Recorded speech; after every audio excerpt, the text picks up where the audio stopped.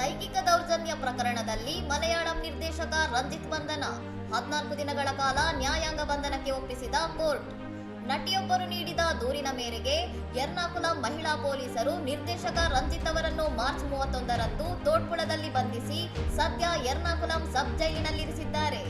ಜನವರಿ 30ರಂದು shooting ನಡೆಯುತ್ತಿದ್ದ ವೇಳೆ caravan ಒಳಗೆ ತಮ್ಮ ಮೇಲೆ ಲೈಂಗಿಕ ದೌರ್ಜನ್ಯ ಎಸಗಲು ಯತ್ನಿಸಿದ್ದಾರೆ ಎಂದು ಸಂತ್ರಸ್ತ ನಟಿ ಕೊಚ್ಚಿ ಪೊಲೀಸ್ ಆಯುಕ್ತರಿಗೆ ದೂರು ನೀಡಿದ್ದರು.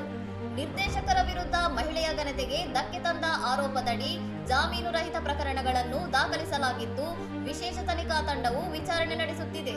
ಬಂಧನದ ನಂತರ ಅನಾರೋಗ್ಯದ ನೆಪವೊಡ್ಡಿ ಆಸ್ಪತ್ರೆಗೆ ದಾಖಲಾಗಿದ್ದ ರಂಜಿತ್ ಅವರಿಗೆ ಯಾವುದೇ ಗಂಭೀರ ಸಮಸ್ಯೆ ಇಲ್ಲ ಎಂದು ವೈದ್ಯರು ಸ್ಪಷ್ಟಪಡಿಸಿದ ಬಳಿಕ ಅವರನ್ನು ಮ್ಯಾಜಿಸ್ಟ್ರೇಟ್ ಮುಂದೆ ಹಾಜರುಪಡಿಸಲಾಯಿತು.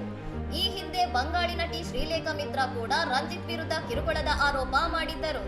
ಈ ವಿವಾದಗಳಿಂದಾಗಿ ಅವರು ಕೇರಳ ಚಲನಚಿತ್ರ ಅಕಾಡೆಮಿಯ ಅಧ್ಯಕ್ಷ ಸ್ಥಾನಕ್ಕೆ ರಾಜೀನಾಮೆ ನೀಡಬೇಕಾಯಿತು. ಇನ್ನಷ್ಟು ಸುದ್ದಿಗಳಿಗಾಗಿ ನೋಡ್ತಾ ಇರಿ ಸೌರಂ ಟಿವಿ.